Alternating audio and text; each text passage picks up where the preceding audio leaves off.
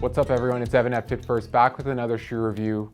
I'm joined by the shoe dog, the godfather of shoes, certainly in the Lower Mainland, my dad, Phil. Been fitting shoes and tying up laces and kind of blazing the trail for me for 40 plus years. So we've got a wealth of knowledge on today's video. We are reviewing another staple, another experienced shoe, the Ghost 16 from Brooks.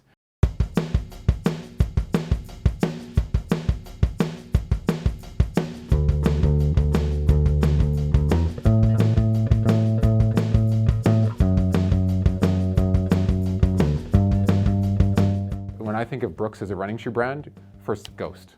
Like it's the one that was introduced to me. Most people, oh, do you running Brooks? It's probably the Ghost. This is their neutral medium cushion shoe at $180. We're excited to finally see an update from Brooks on this version 16 because it's actually been 18 months since the Ghost 15 came out. Right. So we're due. I know we love consistency and shoe fitting. You can come back in and get the same thing, but we're due for an update. So let's get into it. The Ghost 16 from Brooks drops May 1st. We managed to get our hands on a pair or a couple pairs. We've been fitting it a little bit. We've been running in it.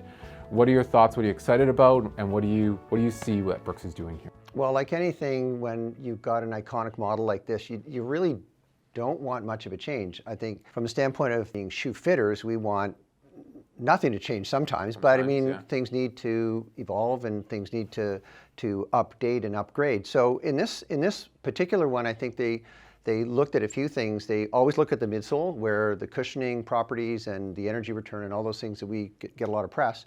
They worked a bit on that, and you can talk to that. And also I think the fit, how much do we want to tweak the fit? That's the thing.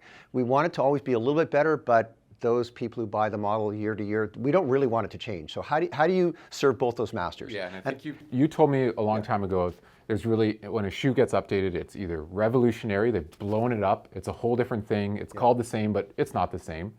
There's that evolutionary, where they're keeping up with the modern times. They are moving with the technology that we're able to do in shoe production, R&D, and kind of making sure that it's staying current with the latest technologies. And then there's the third category in my mind, that is that rinse and repeat. They just kind of change a stitch, the sole is the same, there's no difference there.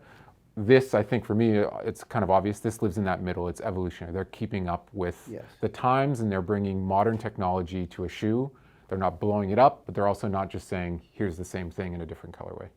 I think the key with it, like any iconic model like this, is that not a lot has changed, but it's evolved. It's continuing to try to get a little bit better, listen to the customer, listen to the marketplace, and what do we need to do to the shoe, but essentially not change it. It's not just a marketing play, the rinse and repeat, as you called it, where we're just going to change a color on it or do this or a stitch here and there, which still changes it, and people still, find I didn't like the change, but this one has, I think they've done two really important areas they worked on, which are the two main areas. Obviously, is the midsole.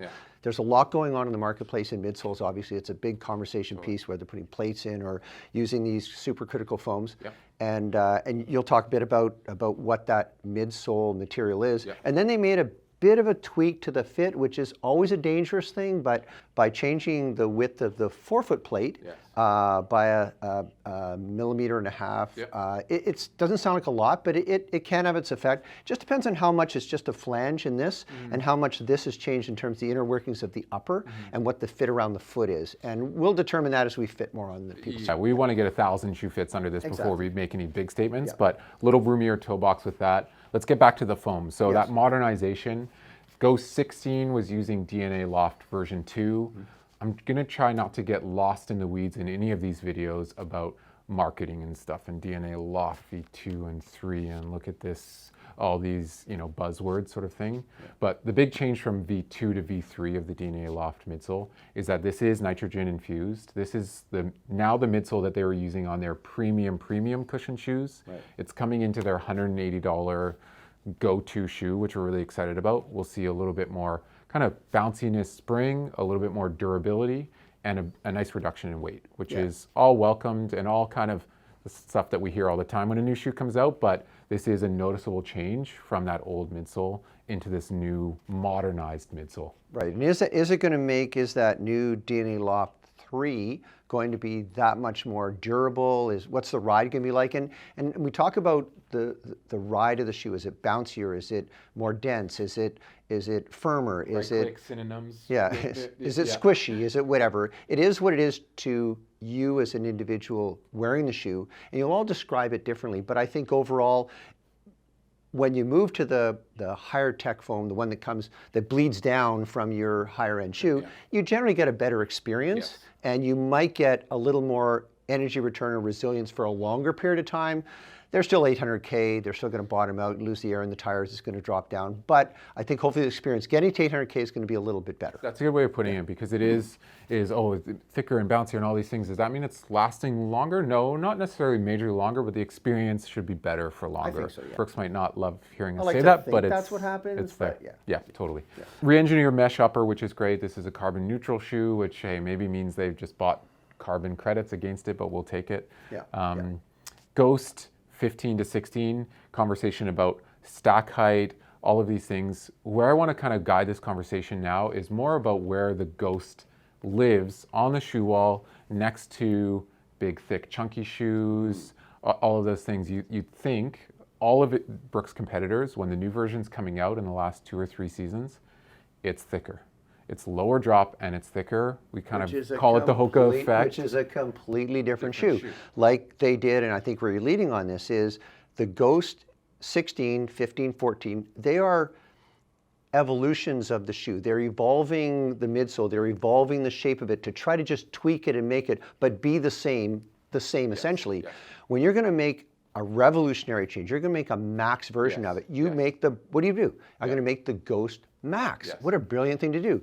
Don't make it the Ghost whatever and call it the Ghost M. It isn't. So I think the fact that they have stayed true to this model, and we need this. We need the shoe with a 12 millimeter offset. We don't need every shoe to throw 4 out of the back, throw it in the front, and make a stiff forefoot to it. So I think that's really important to really applaud Brooks on keeping this model true to what it was with some tweaks and that 12 millimeter offset, which is becoming a bit of a dinosaur. And it's important for those, without getting orthopedics, the Achilles, the person who's walking a lot, tight Achilles, we need that ramp shoe. Pitch, we need that pitch. Yeah, and so how many times as you're fitting a shoe, do you bring out that new model and people are like, well, I feel like I'm floating, I'm high off the ground. Like, well, it's better because it's got more cushion. This is staying true to that. This is not going to be that big, thick, floating shoe that you're kind of manipulating. If you like a feel for a ground, but it's nice cushion responsive feel, the Ghost is going to be there. You get the feel, that's right, the feel for the ground and feeling like your proprioception, where your body is in space, is much more acute with the shoe that has a little lower stack height and pitches you maybe a bit forward. Some people like that and actually do much better with it. And we need those shoes. We need that tool in our toolbox. And this is a really important tool. So who's going to win in this shoe? Who is this shoe for? Where does this shoe fit in your mind as a shoe fitter when somebody comes in looking for that next pair? The traditionalist, the person who's been running for a long while or walking, they want a good, reliable, not chunky shoe. I'm not into the platform. I'm not into the big cush. I want something that I've a bit of gym stuff, maybe. Like a bit of gym. Doesn't have the lateral, but when you're lower stack, when you're close to the ground, you have better feel. You have better lateral support. So I think it's a little more all-purpose, but it's a true traditional running shoe, and I think that's where this shoe has lived, and they've kept that going, which is needed and wanted and accepted, and we're happy about it. Totally. Price is the same at $180. Ghost 16 drops May 1st. That's our quick review. Look forward to hearing more from you about what you think about the reviews, what you think about the Ghost 16. Come on into the stores at Lady Sport and Fit First. This is all we do. Shoe fitting, talking about shoes, listening to customer feedback. Drop us a line. Thanks for listening, and we'll see you next time.